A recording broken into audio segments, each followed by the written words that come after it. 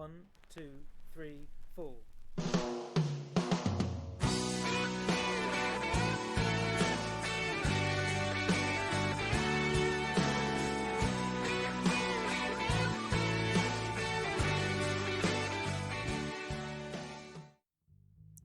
Hello again, everyone. My name is Nick, and welcome back to Fanfiction Spotlight. It's been a little while since I've made a video, huh? But hey, it's a global pandemic, so there's never been a better time for it. So hey, let's just jump right back on into it with some really quality stuff. Today I'll be reading The Forgotten Shadow by Jomahawk2694, link in the description. So let's just jump on in. The Forgotten Shadow, Chapter 1. It was a cold, harsh night, just the way he liked it. Snow was whipping around at almost 50 mph.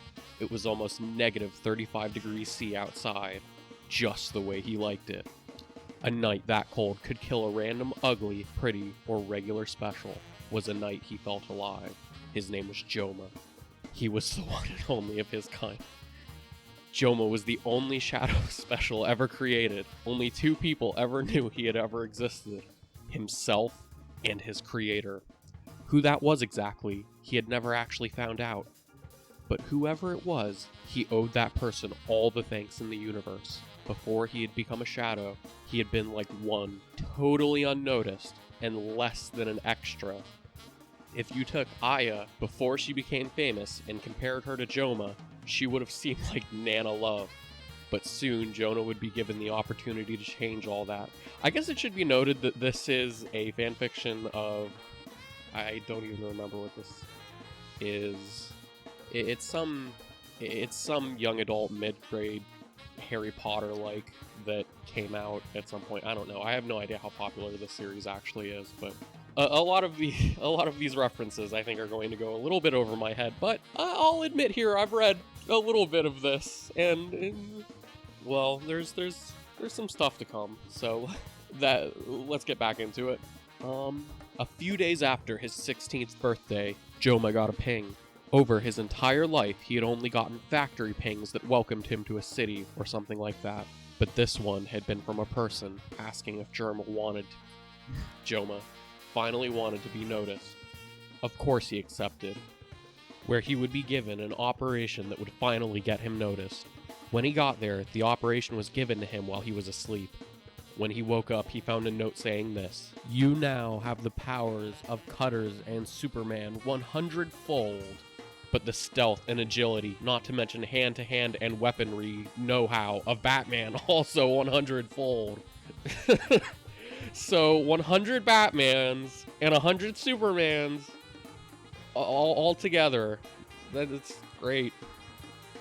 But just the stealth and agility of Batman, you know, not like the detective skills. So he's not completely overpowered. He's just, he's just as powerful as 100 Supermen and whatever a Cutter is, and as stealthy and agile and hand-to-hand capable and sophisticated weaponryistly of 100 Batmans.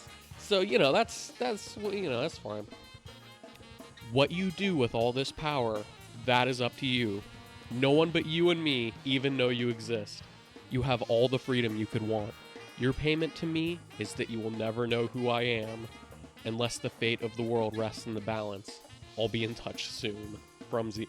So, once again, I'm just, I've read ahead. It's been a while, honestly, since I've read this, but I know the plot.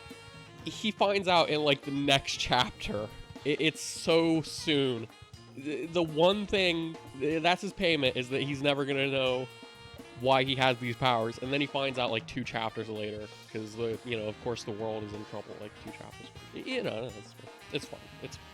Joma, calling himself a forgotten shadow, went on for the next few weeks doing good deeds from the shadows. He was being noticed. Whoever had turned him had given him everything he needed: clothing, the numeral 2 eye screens, an untraceable skin antenna. I can't read the word skin antenna without laughing. I don't know if that's an actual thing from this series. but the word Scantenna is so stupid.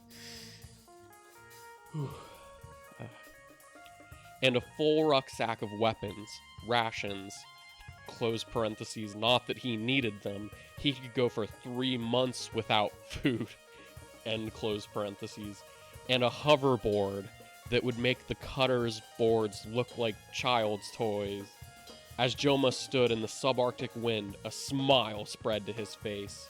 He looked even scarier than the cutters ever had, and his flash tattoos, fingernails, teeth, eyes, face, and body allowed him to do what he did while making him untraceable. He really was a shadow. Suddenly he received a ping.